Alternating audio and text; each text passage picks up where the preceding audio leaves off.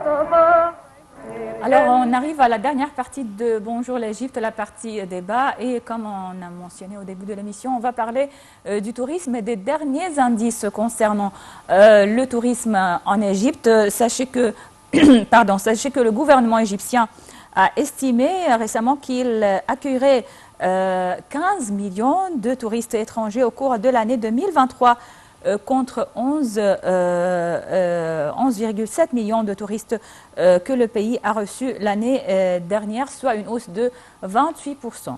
Pour parler donc de ces chiffres, on a en ligne M. Simon Soer, qui est expert en tourisme et guide touristique. Bonjour monsieur. Bonjour. Donc, des chiffres qu'on a entendus et des chiffres publiés par le gouvernement, mais sur le terrain, on ne sait pas. Donc, est-ce que il y a un afflux touristique? On sait que les touristes, surtout les touristes européens, sont venus en nombre en Égypte depuis le début de l'année et aussi l'année dernière. Alors, concernant les chiffres, est-ce que vous avez donc une idée sur les derniers indices touristiques?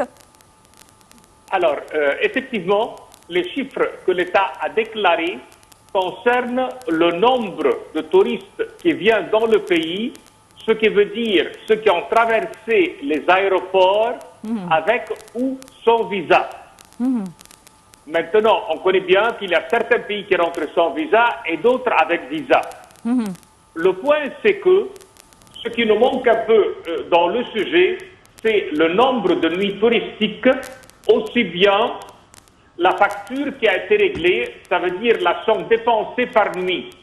Et si on fait cette étude, on va remonter dans les chiffres au-delà de la déclaration officielle, car l'occupation hôtelière, elle a été au maximum, aussi bien que le nombre de nuits touristiques passées par la clientèle qui visite le pays a augmenté, et les dépenses par jour ont augmenté, vu le taux d'occupation assez élevé.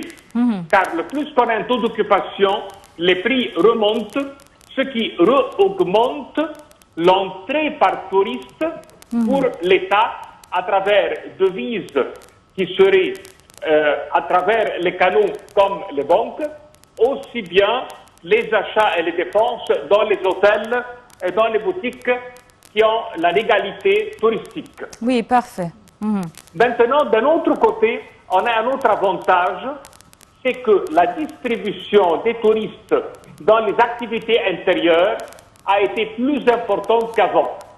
Ça veut dire, dans le temps, il n'y avait que le tourisme culturel qui se trouve en croisière entre Luxor et Aswan, avec une petite présence sur la mer Rouge. Aujourd'hui, la variété est au maximum. On a des domaines ouverts avec des chiffres qu'on peut dire assez importants et d'autres avec des petits chiffres, mais ce qui donne un indice que dans le futur, on peut faire en toute facilité avec une bonne gestion 30 et 40 millions de touristes. Car l'Égypte, elle avait ouvert deux nouveaux domaines, comme par exemple les gens qui viennent pour guérir dans le sable du désert, que ce soit à Hurghada ou bien à Siwa. À Siwa, oui. Exactement. Aussi bien qu'on a maintenant des centres médicaux, comme les centres dentaires et les centres pour les produits de beauté, qui sont aussi bien en augmentation. Et ça, c'est une facture assez importante pour l'Égypte. On a un autre domaine qui a été ouvert, c'est la plongée dans des plages hors classique et hors l'ordinaire. On n'est plus maintenant limité à l'ancienne plage d'Hurghada. Aujourd'hui, ce n'est pas seulement Sharm el-Sheikh, mais aussi bien, il y a une extension pour une plus de 50aine de kilomètres. La zone entre Dahab et Sharm est presque totalitaire. Aussi bien entre Dahab et Nueva, il y a énormément d'établissements hôteliers qui ont été ouverts avec des profondeurs. N'oublions jamais que l'Égypte redéveloppe de nouveau des nouvelles formules pour les 4x4 et pour les promenades dans le désert. Dans le temps, on ne voyait le sujet qu'avec des 4x4 qui vont être avec un séjour d'une semaine dans des zones qui peuvent être zones frontières. Les choses ont complètement changé. Aujourd'hui, on a des randonnées. Il y a des gens qui aiment bien faire des marches pour une semaine entre les voisines. Et ça, c'est extraordinaire. Et il y en a d'autres qui font des croisières en Dahabeya, qui sont les petits bateaux, et ensuite ils descendent pour faire les randonnées sur la rive gauche du Nil. Ce qui augmente le nombre. Vous parlez aujourd'hui d'une centaine de Dahabeya, et chacune a fait à peu près 20 clients, ce qui veut dire des milliers de clients par jour qui se trouvent et qui sont rajoutés et qui peuvent atteindre par année 500 000 personnes. On a un autre domaine qui a été ouvert aujourd'hui dans le pays, c'est un séjour pour pouvoir faire le Caire tranquille, aussi bien à Alexandrie. Vous pourriez facilement faire une semaine dans la ville du Caire, car l'Égypte, elle a réalisé dans le quartier El Fostat et dans le quartier de Khan el-Khalili des zones de randonnée et de promenade avec une ouverture de sites culturels de très haut niveau. Les mosquées, les madrasas, les sabiles ont été restaurés. Les mosquées et les églises et les synagogues ont été restaurés. Des quartiers piétons ont été ouverts pour la visite. En toute facilité, on peut aujourd'hui passer une semaine de promenade en visitant les Wekala et les zones qui datent depuis le 7e siècle. L'Égypte a ouvert d'autres domaines dans le tourisme, comme le tourisme religieux. Vous pourriez être sur les pas du Christ en faisant la partie qui se trouve entre le Caire et la province d'Assiout, des rues assez larges, des hôtels, aussi bien qu'un accès facile à la visite, avec rest house, avec des toilettes. Il y a un effort énormément dans la restauration de ces zones, ce qui nous augmente, et même le Vatican nous a placés sur la carte du pèlerinage.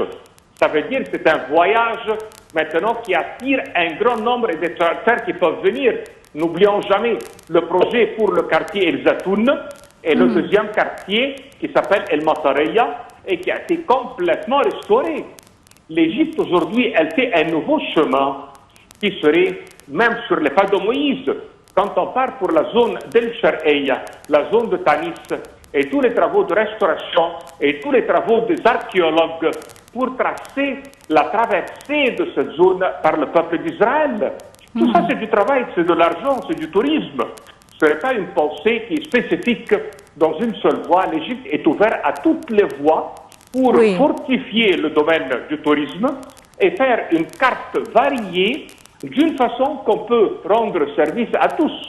On a un autre domaine aussi bien dans le pays, c'est l'inauguration de nouveaux musées et qui sont extraordinaires, comme le musée de la civilisation, comme le GEM qui serait bientôt inauguré. Et donc, il y a énormément de clients qui attendent à venir et visiter cette zone. N'oublions jamais aussi bien toutes les découvertes qu'on a réalisées dans la zone de Saqqara, des milliers de momies qui ont été exposées, et même on a aujourd'hui le souterrain de la partie du musée de la civilisation qui a été un lieu d'habitation pour les momies les plus célèbres du Nouvel Empire, comme Séti Ier, Ramsès II, la reine Hatshepsut. Ce sont des célébrités dont les gens viennent du monde entier pour les voir.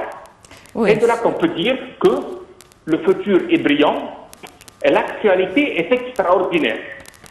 Oui, qu'attendez-vous, Monsieur Simon Sawyer, qu'attendez-vous à la prochaine saison avec la fin de l'année scolaire en Europe, aux États-Unis et même en Asie, et avec le début de la saison d'été en Égypte? Qu'attendez-vous du secteur touristique? Alors, pour le début de la saison d'été, l'Égypte a fait un pas hors ordinaire. Elle est partie pour faire la publicité et la promotion dans le Golfe.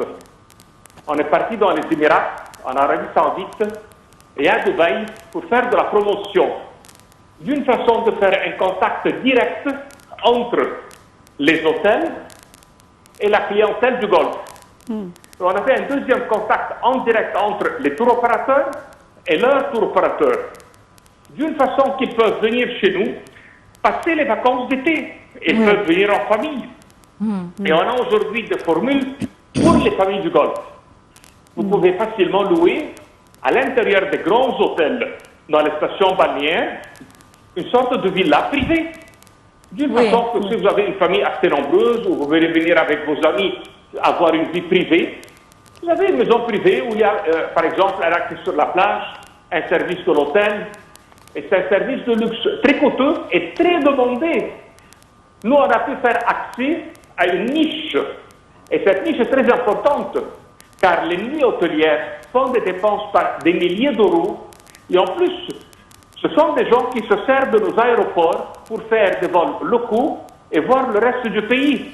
On peut être à Sharm el-Sheikh le matin, faire la connaissance d'un de ces couples qui vous dit le matin, je prends l'avion pour aller visiter les pyramides d'Égypte et je retourne en fin de journée. Un autre peut faire Karnak et Luxor. Et ça, c'est une niche qui n'a jamais été accessible dans le temps et qu'on n'avait pas dans le pays. Aujourd'hui, ils viennent. Et ce genre de gens, quand ils viennent dans le pays, c'est le grand exemple de la sécurité et de la stabilité, car ces gens ne voyagent jamais que dans les pays les plus stables et les plus sécurisés. Oui, c'est vrai. Le fait que nous, qu'on les accueille, montre à quel niveau on est arrivé dans la pensée du peuple européen même. Et ça, c'est un autre avantage que nous en possèdons. Et d'ici que les vacances d'été que vous avez bien mentionnées, c'est une très bonne occasion à recevoir le golfe chez nous. Peut-être les Européens ne vont pas tellement venir comme le golfe, car notre clientèle d'été de l'Europe était plutôt basée sur la Russie et l'Ukraine. Mais le reste de l'Europe, ils voyagent quand on parle des étudiants. Ils préfèrent aller proche avec les petits charters qui leur coûtent 50 €, comme l'île de Chypre, comme la Grèce. Mais nous, on et en fait aussi, la clientèle européenne préfère le tourisme culturel. Les Français, les Espagnols, les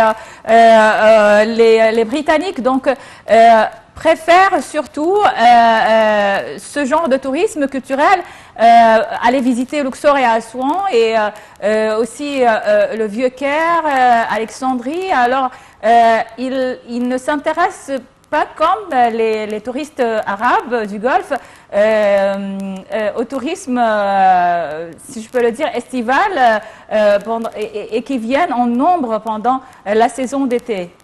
Vous avez complètement raison. C'est ça la bonne réponse. Et de là que ce tourisme culturel, on se prépare pour cette catégorie dans les villes Luxor et Assouan en réalisant de ces villes un quartier ouvert de monuments où on peut se promener à pied dans les monuments toute la journée. La ligne Sphinx, elle a été inaugurée entre Karnak et Luxor, 2,7 km de longueur. On pourrait maintenant aujourd'hui faire, temple de Karnak et Luxor avec l'allée, une journée complète de visite. Et d'ici que ces gens-là qui aiment marcher, visiter et loger dans des lieux, des hôtels qui donnent sur le fleuve du Nil, où on a une vie locale acceptable, ils sont là-dedans. Oui, Monsieur Simon Sawyer, guide touristique et expert en tourisme, nous vous remercions infiniment pour ces explications. Et malheureusement, nous arrivons à la fin de cette édition de notre programme quotidien Bonjour l'Égypte. Et je tiens à remercier ma collègue Ilham Hussein. Merci Ilham. Merci Jeanne. Merci pour votre attention et passez d'excellents moments avec la suite de nos programmes sur NAF TV International. Bonne journée.